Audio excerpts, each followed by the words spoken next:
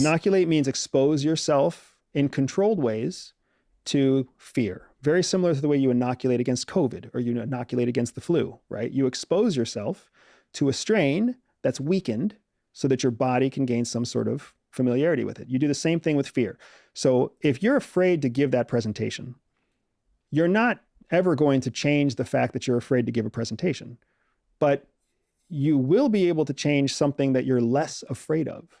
So if you're afraid of going to the gym, if you're afraid of eating at a certain restaurant down the street, if you're afraid of stepping out of your front door, if you're afraid of asking your friend their opinion about whether or not you're overweight, find something small where you are less afraid of this than you are of this other thing, and inoculate yourself with this. Like, lean into the small fears, the fears that you already know are kind of irrational and simple.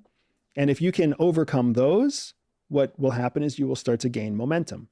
And the thing that you do to inoculate yourself is to know up front, you know you're going to have an emotional reaction. You already know it. It's the thing that you're afraid of. You can predict that. So you already know, I'm going to ask my buddy Steve if he thinks that I'm overweight.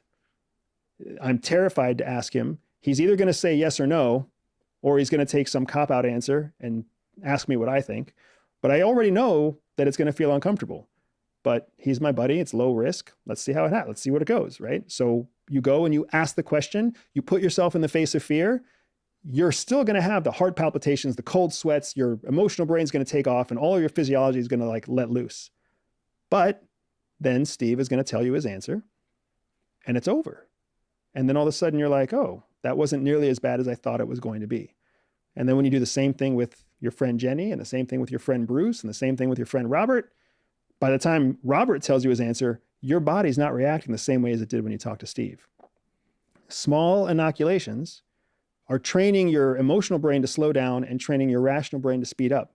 So then you move on to the next most scary thing without going to the scariest of things.